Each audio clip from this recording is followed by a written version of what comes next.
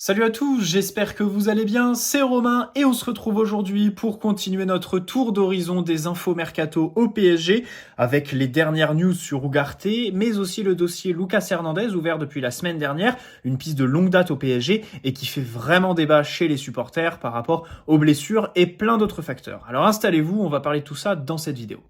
Avant que la vidéo commence, petit placement de produit pour le site ZoFoot qui vous propose des répliques non officielles mais d'excellente qualité de tous vos maillots préférés, beaucoup d'équipes représentées, sélection nationale aussi, avec des badges, écussons et flocages d'excellente qualité comme les coutures. Vous pouvez personnaliser tout ça au moment de votre commande avec 10% de réduction. N'hésitez pas à utiliser le code qui est dans la description, tout comme le lien vers la boutique et les détails de la promotion en cours. Vous avez un ou plusieurs maillot offert en fonction du montant de votre panier. Le maillot est à indiquer au moment du paiement dans la page de commentaires. Et pour la livraison, sachez qu'il vous faudra entre 15 jours et 3 semaines grand maximum pour recevoir votre commande. Voilà, merci à eux, c'est eux qui régalent. Allez, on va commencer avec Manuel Ugarte, puisque selon Record Portugal, c'est désormais Chelsea qui a la préférence du joueur et qui négocie avec le Sporting Portugal. Vous me direz pourquoi négocier, tu pètes la clause et son club n'a rien à dire, mais Chelsea aimerait rajouter des bonus en plus des 60 millions et des joueurs dans la transaction, chose que le Sporting refuse pour le moment. Fabrizio Romano affirme que le PSG est toujours en course. On devrait en savoir plus dans les 8-10 jours, moment où le dossier devrait se décanter, mais dans tous les cas, il n'y a rien de fait d'un côté comme de l'autre. Hier, on a imaginé une signature d'Ugarte au PSG, aujourd'hui, on va faire l'inverse, imaginez qu'il nous snob pour aller à Londres, parce que j'aimerais nuancer tout ce que je vois sur les réseaux sociaux depuis ce matin, à savoir des dramas de supporters parisiens qui en font clairement trop pour un joueur qui préfère aller en première ligue plutôt qu'au PSG et en Ligue 1. À un moment donné, il faut être objectif, ne pas tomber dans la furie du contexte médiatique parisien et faire avec quelque chose qui a toujours existé. L'attractivité de la Ligue 1 qui est bien moindre par rapport à la Première Ligue et un poids pour le PSG. Ça a toujours existé. Luis Campos ou pas, Nasser ou pas, Qatar ou pas, huitième de finale ou pas, élimination remontada ou pas. Bref, dans tous les cas, il y a aussi des arguments contre Chelsea. Bien sûr, le fait qu'ils aient 56 joueurs sous contrat, la concurrence, ta visibilité sur ton temps de jeu. C'est vrai que par rapport au PSG où la concurrence, on ne connaît pas, et où ton temps de jeu est garanti, maximisé à 100%, surtout quand tu coûtes 60 millions. La Ligue des Champions, évidemment, au PSG, elle est assurée tous les ans. Chelsea ne la jouera pas la saison prochaine. Mais de l'autre côté, je le disais déjà hier, quand tu prends la lunette de supporter, 9 ans de contrat, ça peut paraître la prison.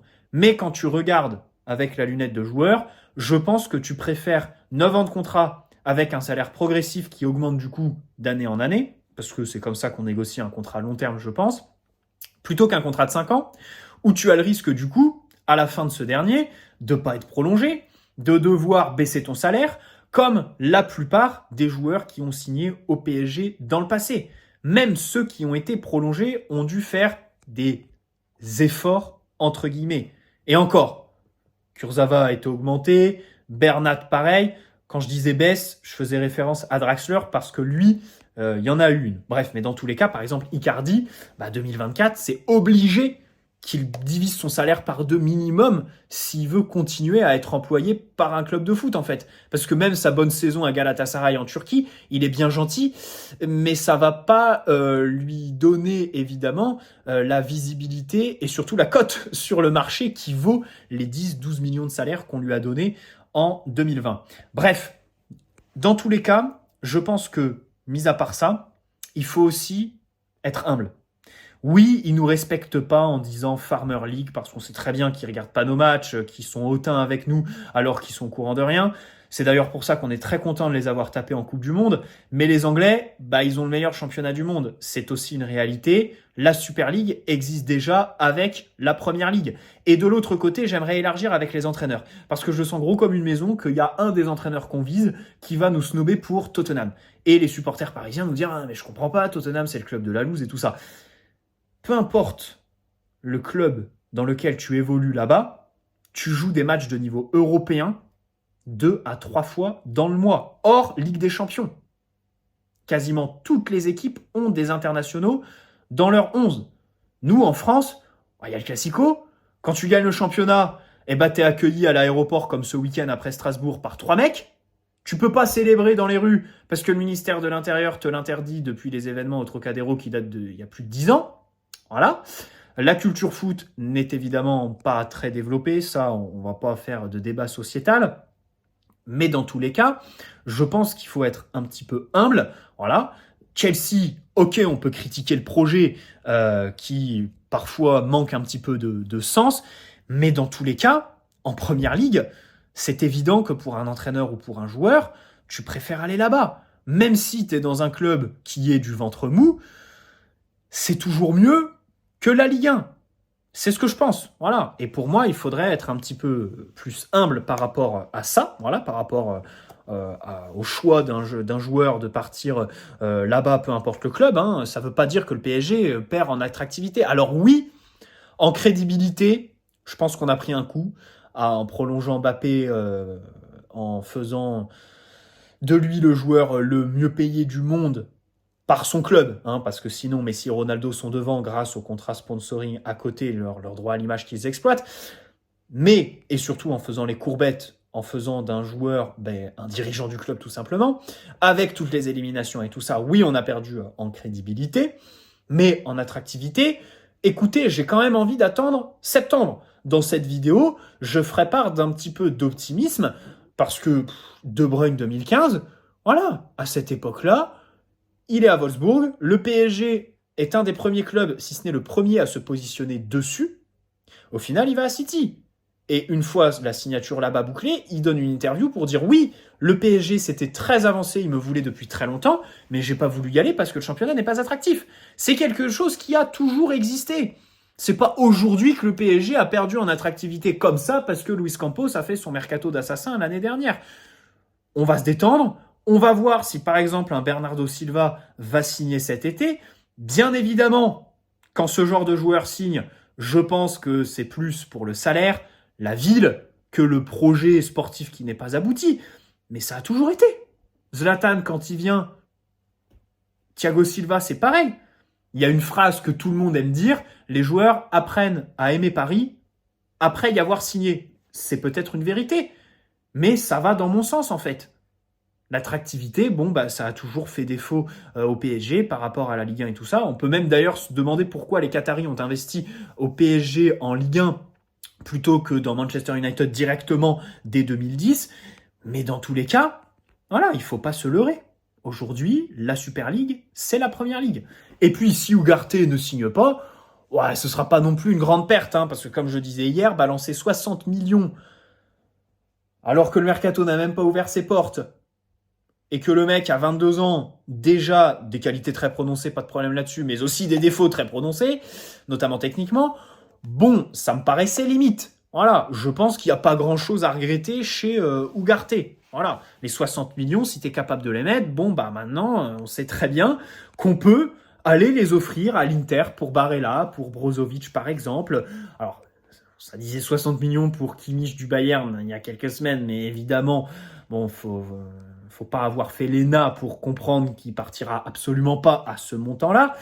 Mais dans tous les cas, voilà, il y a des joueurs qui sont sur le marché. De l'autre côté, il y a Declan Rice. Alors, j'ai lu une info cet après-midi, comme quoi le board bavarois serait prêt à mettre les 100 millions d'euros que son club demande. C'est absolument démentiel. 100 millions pour un milieu défensif, je ne sais pas si on se rend compte, jeune.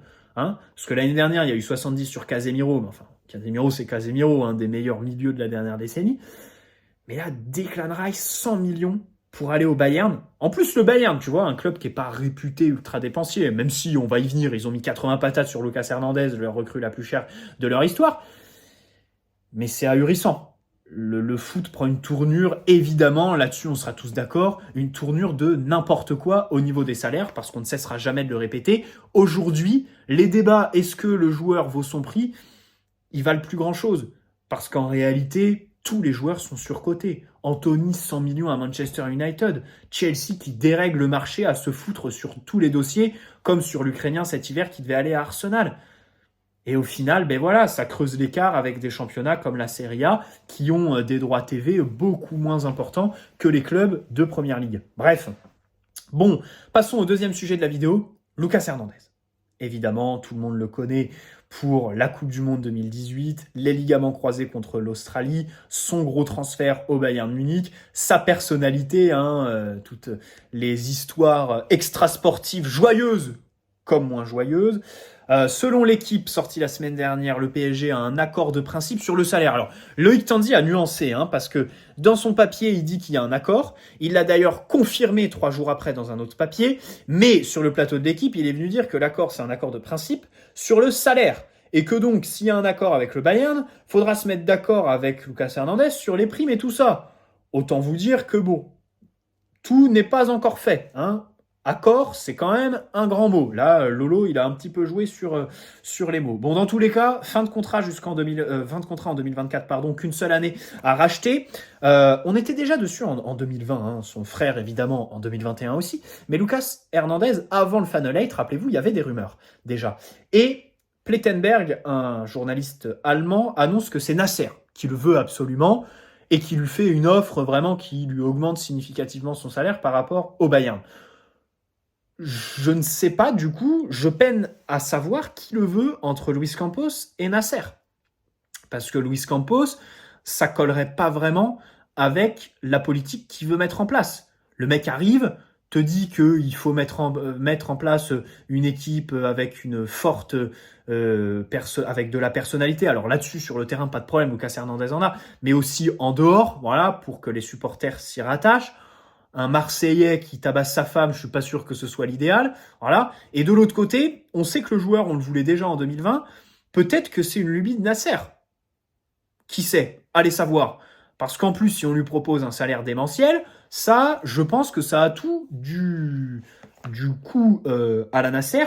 Et aussi, évidemment, les histoires de salaire, ça, elles sortent des médias allemands qui ont démenti l'accord avec le Bayern. Parce qu'évidemment, il faut assurer la prolongation là-bas. Le Bayern veut le prolonger, les médias allemands vont donc jouer leur jeu et dire que le PSG propose un salaire dément. Comme ça, s'il y a échec, si Lucas Hernandez vient chez nous, le Bayern aura toutes les excuses du monde. Remarque, j'irai pas dans ce sens-là, parce que le Bayern lui ont quand même proposé une prolongation jusqu'en 2027, alors que le mec se fait les croisés à la Coupe du Monde avec l'équipe de France. Tourelle arrive, là visiblement, il veut absolument compter sur lui l'année prochaine, il veut le garder pour jouer à 3 derrière. C'est quand même une belle marque de confiance. Si Lucas Hernandez veut absolument se tirer de là-bas pour venir au PSG, même s'il y a augmentation de salaire, c'est quand même quelque chose de fort en fait. Limite, j'irais dire irrespectueux vis-à-vis du Bayern qui lui donne une grosse marque de confiance parce que ça fait des années que le mec fait blessure sur blessure à des endroits différents du corps, ce qui est très inquiétant. Là, il se fait les croisés. On sait très bien qu'en revenir, c'est très compliqué. Van Dijk est l'exemple parfait. Et le Bayern lui propose quand même une prolongation de 5 ans avec un Thomas Tuchel qui compte sur lui. Bon, alors peut-être qu'il y a aussi sa femme là-dedans, parce que comme Bernardo, qui vit à Manchester, Munich, c'est pas Paris. Voilà. Et vivre à Paris, quand t'as une femme et des enfants, c'est tout de suite plus sympa. Bref, bon. Il a 27 ans aussi. Faut pas oublier qu'à 27 ans, déjà, t'es à ton prime physique, même si lui, il sort d'une opération, mais bref. Et surtout, à 27 ans, c'est ton dernier gros contrat. Tu sais très bien que le contrat que tu vas signer là, t'en signeras pas d'autres dans ta carrière. C'est 5 ans. Après, quand tu auras 32-33 ans, ça va être au rabais, à moins que tu ailles dans les destinations Arabie Saoudite et tout ça. Mais là, je parle du top 5 européen. Un gratin européen que Lucas Hernandez connaît. Je commencerai par là, son expérience. Voilà, il a remporté la Ligue des Champions contre nous avec le Bayern. Il a des références au plus haut niveau, que ce soit par la Coupe du Monde 2018, mais aussi en tant que supporter parisien, on se souvient de son match retour au Parc des Princes en 2021 qui avait été absolument exceptionnel. Voilà. Si vous voulez absolument signer Lucas Hernandez et être pour sa venue, re-regardez ce match et là, vous verrez un joueur absolument parfait. Vous oublierez les blessures et toutes les histoires autour. Dans tous les cas, il faut aussi nuancer. Bon, déjà, la qualité de passe, sur laquelle j'aimerais revenir, parce que chez lui, elle est très bonne pour casser les lignes, pour aller chercher un attaquant, voilà, en sautant le milieu de terrain, dans les airs, vertical, pour relancer, garder le ballon un petit peu moins, parce que techniquement, bon, c'est pas non plus le joueur ultra développé, mais j'aime beaucoup sa qualité de passe et sa personnalité surtout. Parce que d'un côté, techniquement, l'exécution est bonne, et de l'autre, on sait que c'est un joueur avec une sacrée combativité, un sacré caractère qui sort de l'école Diego Simeone, du Bayern qui pratique un jeu ultra moderne. Du coup, tu peux te dire au PSG, il va pas sombrer comme Marquinhos, Ramos, Skriniar, c'est déjà écrit, Danilo. Sombrer dans quel sens? Dans le sens où aujourd'hui on veut jouer à 3, mais on n'a aucun défenseur qui a de la personnalité à la relance. Je l'ai déjà dit hier, Marquinhos, Ramos, Danilo. Alors Kimpembe, lui, évidemment, prend des risques parfois inconsidérés, mais n'est pas là depuis un an. Bichabou, pareil. Et Skriniar, c'est pareil. Skriniar, c'est pas le défenseur moderne avec ses pieds. Hein. C'est pas quelqu'un qui va te balancer des transversales de 60 mètres. Non, non, non. Donc c'est pour ça que Lucas Hernandez, sa qualité de passe et sa personnalité, je trouve qu'elle ferait beaucoup de bien à la relance. Ensuite, sa vitesse. Ça, pour moi, c'est vraiment les deux critères, en fait. Après avoir signé Skriniar, vitesse et qualité de passe, personnalité. Vitesse, pourquoi?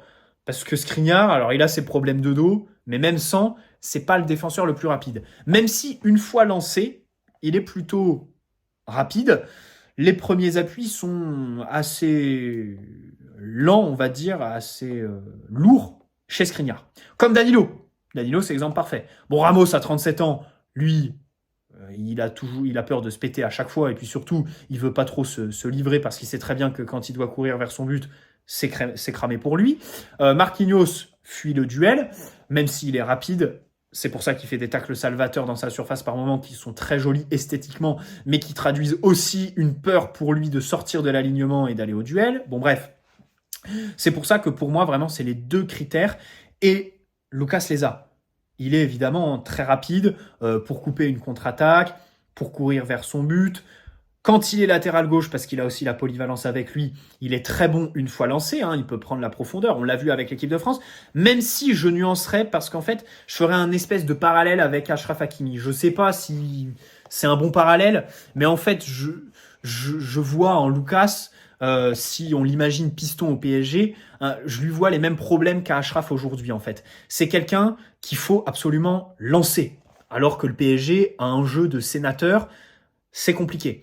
Ensuite, c'est quelqu'un qui a besoin de points de référence, un vrai numéro 9 dans la surface pour pouvoir centrer, parce que c'est quelqu'un qui va pas faire beaucoup de différence ballon au pied. Hein, il va pas enchaîner les dribbles. Voilà. C'est pas quelqu'un qui va jouer dans les petits espaces. Et voilà, c'est pas non plus Marco Verratti, Lucas Hernandez. Hein. Il est petit, enfin, il est relativement petit et fort globalement partout, mais techniquement, c'est pas non plus le top niveau. C'est pour ça que c'est un latéral qui a besoin d'être lancé. Là, par contre, quand tu lui envoies le ballon ou alors qu'il est en pleine course avec, la conduite de balle est super, l'explosivité pareil, il est quasiment inarrêtable. Voilà. Et puis c'est quelqu'un qui, dans le dernier tiers, lève la tête, a la lucidité pour faire le bon choix, même si sa finition reste un petit peu à travailler. Bien évidemment, l'explosivité et la vitesse, c'est là que tu dois mettre la nuance par rapport aux blessures. Hein. C'est quelqu'un qui se blesse beaucoup. Et du coup, plus tu fais de sprint à haute intensité, plus tes muscles sont sollicités, plus le risque de blessure est important. Au poste de latéral, plus tu prends la profondeur, plus tu es sujet à des coups, à des contacts avec l'adversaire qui augmentent le risque de blessure. Donc voilà, c'est un cercle qui est un petit peu vicieux. Mais dans tous les cas, défensivement, évidemment que son appréhension du duel ferait beaucoup de bien au PSG parce que combativité, explosivité, comme je le disais, la personnalité, voilà, c'est quelqu'un qui ne l'a jamais, qui a quand même été formé sous Diego Simeone. Et il connaît le très très haut niveau, il a de l'expérience hein, aussi, ça c'est très important, même si on l'a aussi avec Skriniar, l'expérience. Chez Lucas, plus l'expérience de la Ligue des Champions. Voilà, son appréhension du duel, même dans les airs, épaule contre épaule, le fait qu'il l'a jamais, qu'il mette le pied, qu'il fasse des fautes et tout ça. Bon, ça évidemment, on adore hein, l'agressivité. Si on parle intrinsèquement, c'est un défenseur qui est absolument énorme en fait. Moi j'adore le défenseur, Lucas Hernandez, je dois vous le dire. Sans les blessures, je signe les yeux fermés en fait. Le problème, c'est qu'il y a les blessures, voilà.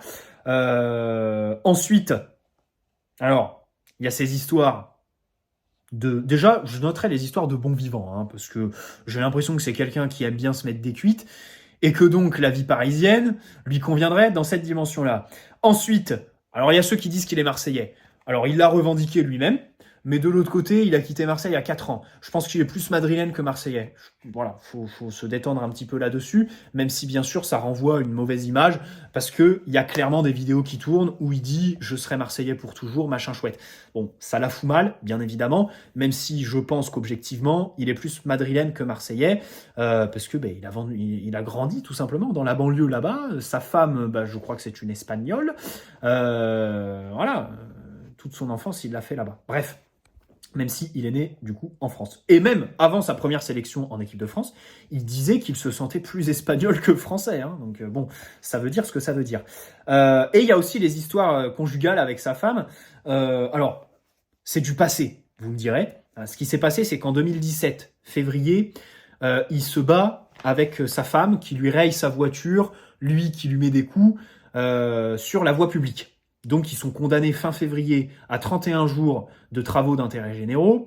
Et ensuite, 6 mois sans s'approcher à 500 mètres de rayon l'un de l'autre.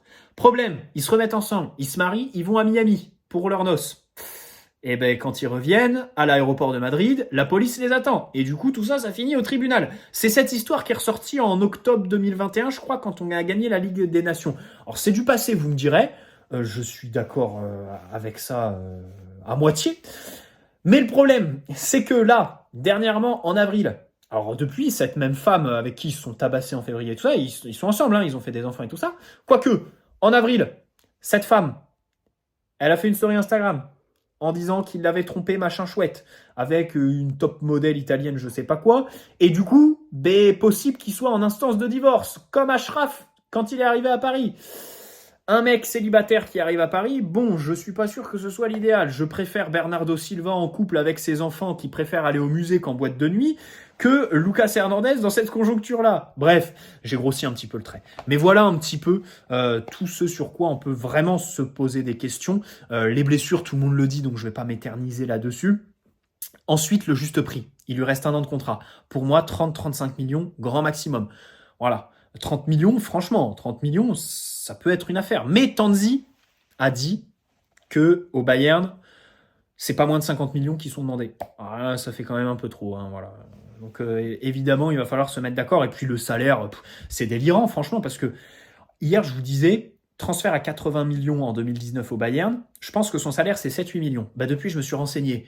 C'est 2 fois plus, les gars. En brut, c'est 16 millions, voire plus, que le Bayern dépense chaque année pour Lucas Hernandez. Et donc, selon les médias, le PSG lui augmente ce salaire de 16 millions bruts. Ce qui donnerait 20, 22 millions bruts par an. C'est absolument... C'est à se taper dans le mur, quoi.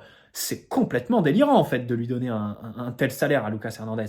Après, je veux bien les histoires de Luis Campos qui veut l'indexer sur le nombre de matchs joués par rapport aux blessures. Ça fait pas le tout. Hein. Les joueurs, ils le savent très bien.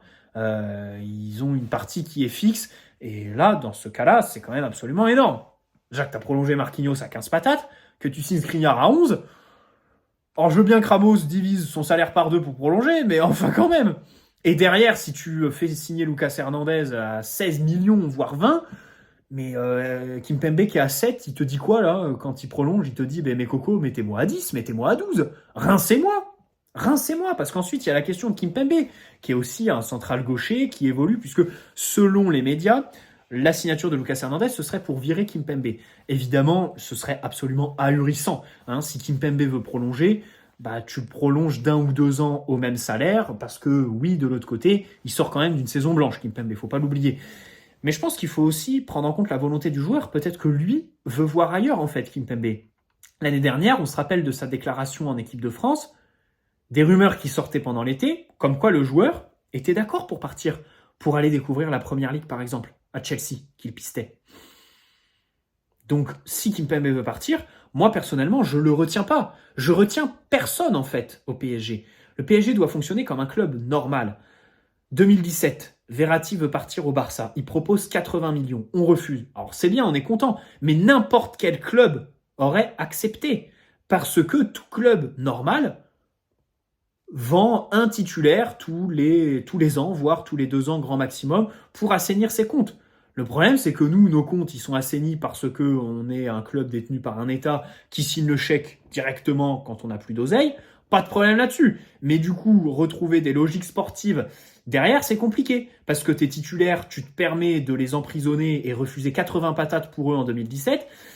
Et du coup, après, les mecs tombent dans un confort absolu. Et aujourd'hui, le gars, Verratti, te dit qu'il regrette l'époque Zlatan où il y avait beaucoup plus de rigueur dans le vestiaire, alors que le leadership, c'était un peu à lui de le prendre, quoi. C'est le mec qui est là depuis le plus de temps au PSG. Le leadership, prends-le, quoi, à un moment donné. Bref, bonne soirée à tous. N'hésitez pas à poser un like si cette vidéo vous a plu, vous abonner si ce n'est pas déjà fait. Lucas Hernandez, oui, a pas plus de 30 millions, 35 avec quelques bonus.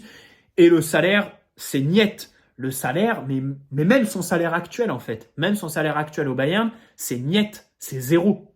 Maintenant, intrinsèquement, le joueur a vraiment de grosses qualités quand il n'est pas blessé. Bonne soirée à tous. N'hésitez pas à poser un like si cette vidéo vous a plu et vous abonner si ce n'est pas déjà fait. Ciao les amis.